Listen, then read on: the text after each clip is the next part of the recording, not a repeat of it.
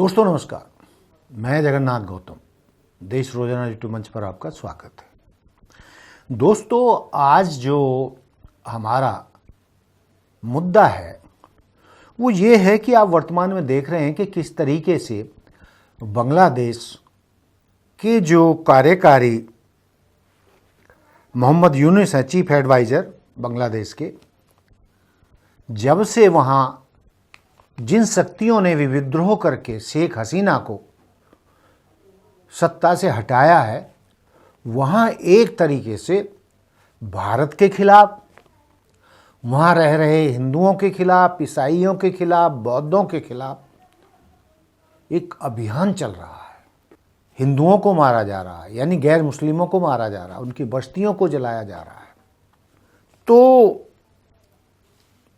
इन सब बातों को देखकर आज मुझे बड़ा दुख हो रहा है कि किस तरीके से मोहम्मद यूनुस, जो कार्यकारी आंतरिक सरकार के मुख्य सलाहकार हैं, कोई प्रधानमंत्री भी नहीं है, कोई राष्ट्रपति भी नहीं है, चाइना जाकर किस तरीके से भारत के खिलाफ जहर उगल कर आए हैं।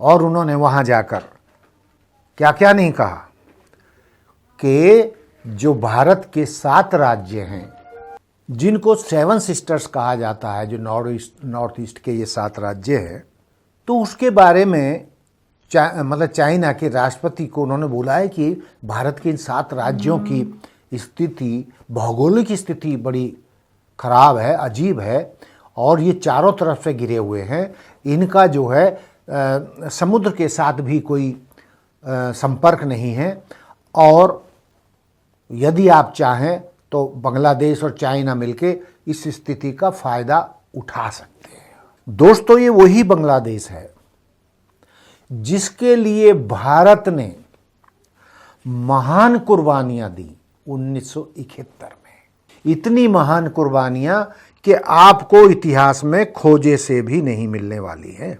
जो तत्कालीन 1971 से पहले तत्कालीन पूर्वी पाकिस्तान था, बंगालियों को वो पश्चिमी पाकिस्तान के जो शासक थे, एक तरीके से जो लंबे तगड़े गोरे होते, स्मार्ट होते हैं, इनको बंगालियों को काले कलूटे कहते थे। और मतलब बांग्लादेश के जो मुजीबुर रहमान थे, उनकी जो पार्टी थी, जिनका प्रभाव बांग्लादेश में तो था ही था, पूरी तरीके से पश्चिमी पाकिस्तान में था, और 1971 के युद्ध में वो बहुमत में आए थे। और उसके बावजूद तत्कालीन आर्मी चीफ और राष्ट्रपति याहिया खान ने उनको सत्ता नहीं सौंपी, और पूरे पाकिस्तान में एक अभियान चलाया गया कि हम इन काले कलूटे पूर्वी पाकिस्तान वाले बंगालियों से, जो बंगला भाषा बोलते हैं, क्या हम इनके नीचे रहेंगे, क्या ये हम पर राज करेंगे। और उस जीत को ख़त्म करने के लिए मुजीबुर रहमान को किसी भी कीमत पर राष्ट्रपति स्वीकार नहीं करने के लिए या प्रधानमंत्री स्वीकार नहीं करने के लिए पूर्वी पाकिस्तान में पश्चिमी पाकिस्तान की सेना ने जनसंहार किया। और यही नहीं, 1 करोड़ से ज़्यादा शरणार्थी भारत में आ गए थे पूर्वी पाकिस्तान से। और जब मैं विशेष रूप से क्यों कहना चाहता हूं कि 1971 का मैं खुद गवाह हूं, कितना बुरा हाल था। पूर्वी पाकिस्तान के शरणार्थियों की दुर्दशा से पूरी दुनिया के अखबार रंगे रहते थे। वहां के नरसंहार का पूरी दुनिया में विरोध हो रहा था। और आप जानते हो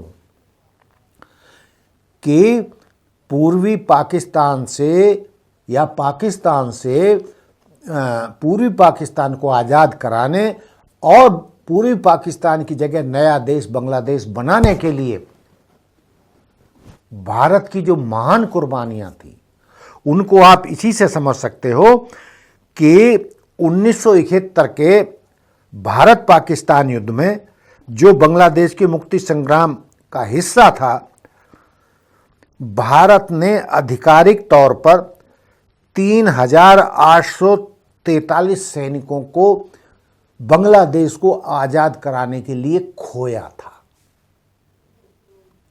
यानी इन बंगालियों को आजाद कराने के लिए, नया देश बनाने के लिए, पाकिस्तानी सेना के कुफ्र से इनको बचाने के लिए, नरसंहार से बचाने के लिए, बलात्कार से बचाने के लिए भारत ने अपनी सेना भेजी, इनको आजाद कराया। भारत के 3,843 सैनिक उसमें मारे गए और लगभग 9,851 सैनिक घायल हुए। हालांकि कई इतिहासकार इस संख्या को कुछ माइनस प्लस करके बताते हैं, लेकिन सवाल ये पैदा होता है कि मैं आगे और बता दूं, पाकिस्तानी आर्मी के जो जुल्म थे पूर्वी पाकिस्तान में बंगालियों को दबाने के लिए और पश्चिमी पाकिस्तान के नेताओं और आर्मी के अधिकारियों के भाषा में कि इन काले कलूटे बंगालियों को निपटाने के लिए उन्होंने तत्कालीन पूर्वी पाकिस्तान में लगभग 30 लाख बंगालियों का कत्लेआम किया। 30 लाख, कितनी बड़ी संख्या है, 3 मिलियन बंगालियों की हत्या की गई। और यह आंकड़ा व्यापक रूप से पूरी दुनिया में स्वीकार किया जाता है, क्योंकि कई लोग मानते हैं कि नहीं 30 लाख से थोड़ी कम थी या ज़्यादा थी, तो इस तरीके का तो चलता ही रहता है। तो कहने का तात्पर्य यह है कि हमने इतने बलिदान दिए इनको आज़ाद कराने के लिए, और इनको शर्म तक नहीं आती कि भारत के खिलाफ अभियान छेड़े हुए हैं, हिंदुओं का ही वहाँ पर कत्लेआम कर रहे हैं, उनकी बस्तियाँ जला रहे हैं। और आगे और बता दूं कि पूर्वी पाकिस्तान में पश्चिमी पाकिस्तान की सेना ने 2 लाख से 4 लाख बंगाली महिलाओं के साथ बलात्कार हुआ था। ये संख्या 2 लाख से 4 लाख बताई जाती है। यह एक सुनियोजित तरीके से किया गया, जिसे कई लोग नरसंहार, बलात्कार, जेनोसाइड, रेप कहते हैं। इनमें बंगाली, मुस्लिम, हिंदू दोनों समुदाय की महिलाएं थीं। इस हिंसा के परिणाम स्वरूप हजारों गर्भधारण हुए, युद्ध शिशुओं का जन्म हुआ, आत्महत्याएं भी हुईं और सामाजिक बहिष्कार की घटनाएं भी हुईं। यह युद्धकालीन यौन हिंसा के सबसे भयावह उदाहरणों में से एक है। यानी जिन 2 से 4 लाख महिलाओं के साथ रेप किए गए और उनसे जो उनको गर्भधारण हुआ, उनसे जो बच्चे पैदा हुए, उनसे उन महिलाओं की स्थिति समाज में बहुत खराब हुई। कईयों को आत्महत्याएं करनी पड़ी, समाज ने उनको स्वीकार नहीं किया। तो कितना मतलब इनके बारे में कहा जाए कि पाकिस्तानी सेना ने कितना वहाँ पर जो है अत्याचार किया, बावजूद इसके शर्म नहीं आती। ना मोहम्मद यूनुस को शर्म आ रही है, ना वहां के और नेताओं को शर्म आ रही है, ना वहां के निवासियों को शर्म आ रही है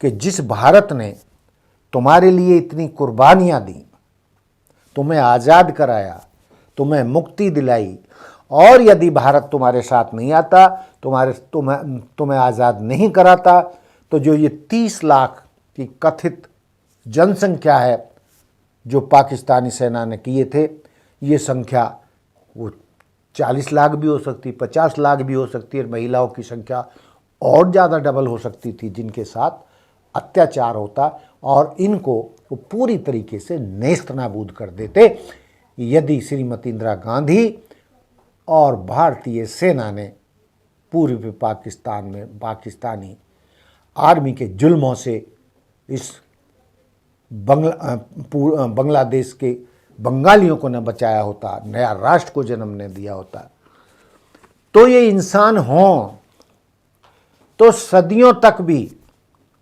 भारत का एहसान माने कि भारत ने तुम्हें आज़ादी दिलवाई, इतनी कुर्बानियां दी, अपने सैनिक मरवाए, और यही नहीं, जिन सैनिकों ने तुम्हारे साथ अत्याचार किए थे उनमें से 93,000 पूरी आर्मी फौज को बांग्लादेश में गिरफ्तार करके भारत लाया गया था। तो ये इतिहास में ऐसी मिसाल आपको ढूंढे से भी शायद नहीं मिलेंगी। तो आज जिस तरीके से मोहम्मद यूनुस और बंगाल की सरकार ने, तथाकथित सरकार ने मोर्चा खोला हुआ है, भारत के खिलाफ अभियान चलाया जा रहा, भला बुरा कहा जा रहा है, तो दोस्तों न भारत उस समय उतना कमजोर था, आज तो बात ही और है।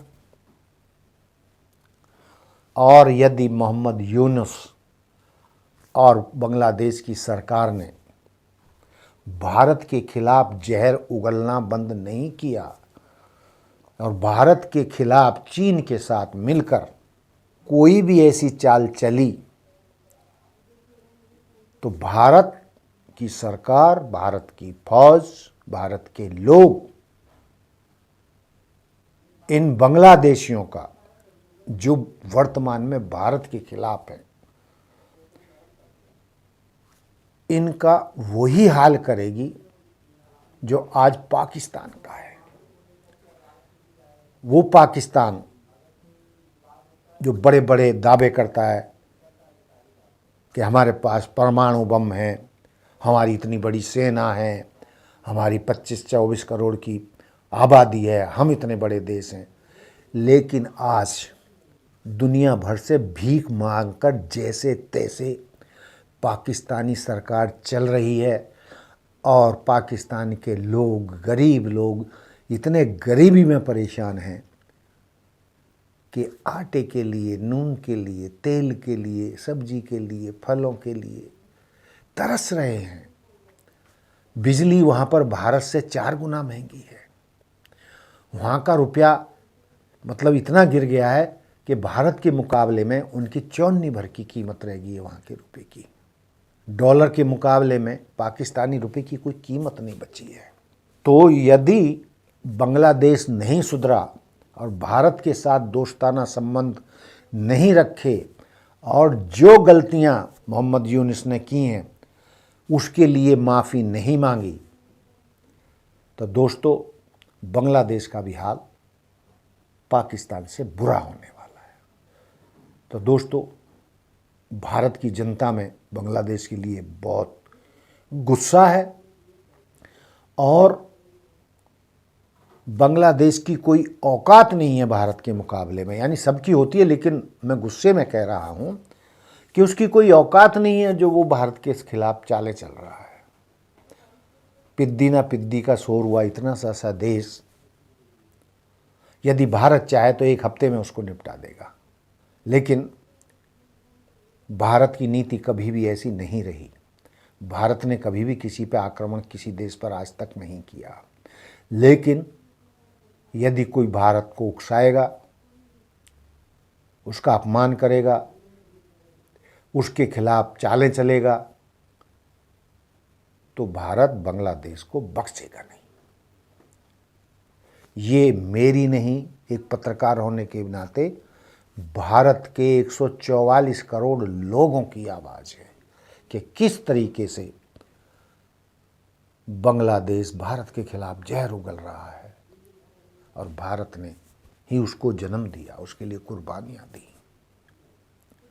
तो दोस्तों आने वाले दिनों में देखते हैं ये यूनुस सरकार सुधरती है या नहीं। या फिर बर्बाद होने के लिए इनको तैयार रहना होगा। देखते रहिए देश रोजाना। नमस्कार। हमारे साथ जुड़े रहने के लिए सब्सक्राइब करें देश रोजाना के YouTube चैनल को और नई वीडियो की नोटिफिकेशन पाने के लिए बेल आइकन जरूर दबाएं। अगर आप ये वीडियो Facebook या Instagram पर देख रहे हैं तो पेज को लाइक और फॉलो जरूर करें और ज्यादा से ज्यादा शेयर करें।